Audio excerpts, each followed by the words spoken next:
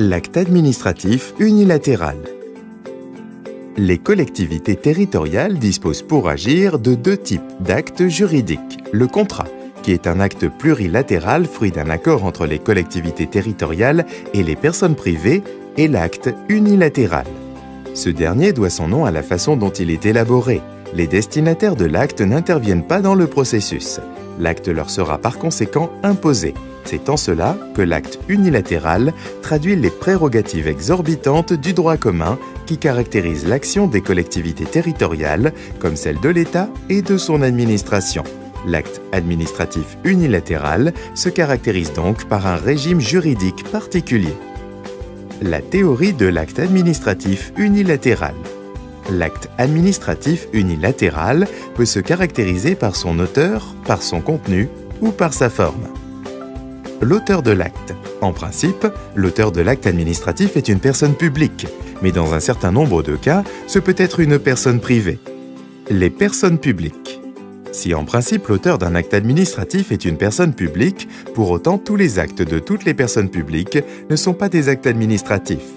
Ainsi, le Conseil d'État a exclu de la catégorie actes administratifs les actes législatifs et les actes juridictionnels. Par ailleurs, certains actes d'autorité administrative ne sont pas considérés comme actes administratifs par le juge. Il s'agit des actes de gouvernement et les actes de gestion privée.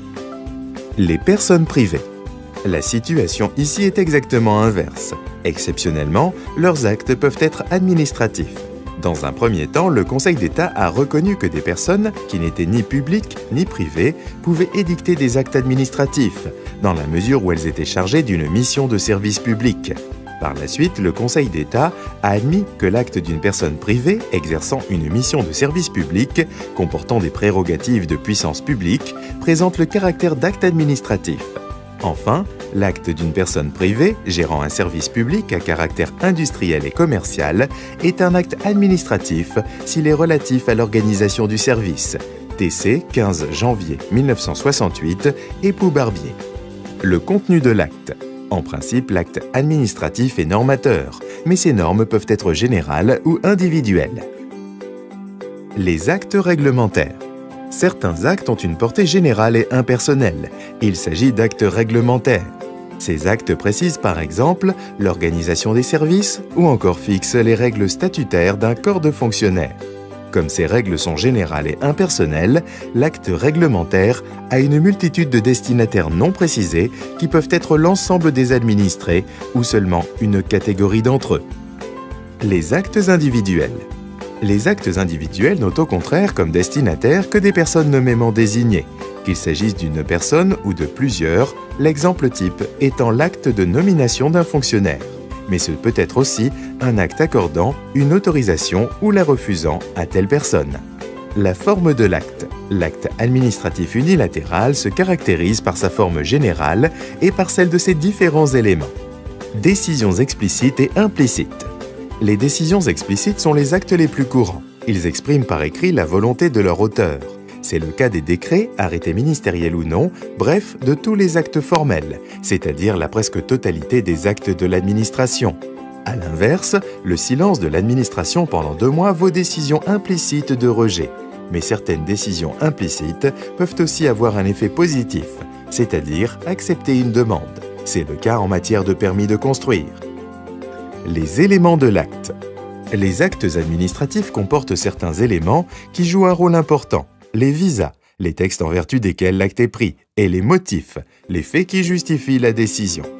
Le régime de l'acte administratif unilatéral.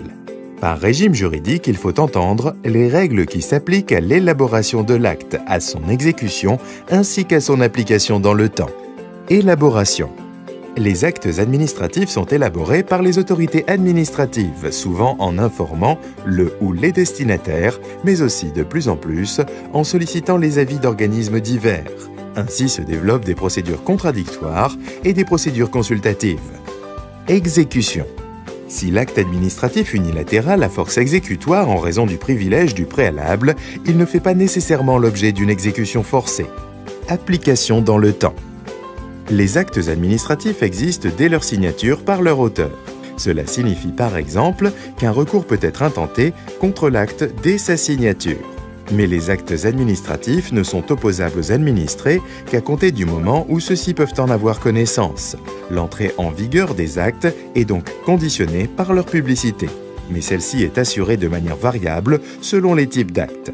Les actes réglementaires doivent être publiés, soit au journal officiel pour les décrets, soit dans les divers bulletins des ministères ou dans certains recueils d'actes administratifs.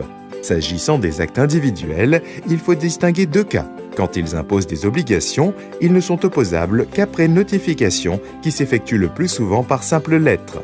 Pour les autres actes, ils entrent en vigueur dès leur signature. Par ailleurs, il convient de préciser qu'il peut être mis fin à un acte administratif, soit par abrogation, soit par retrait. Ces deux procédures obéissent à des règles spécifiques de mise en œuvre.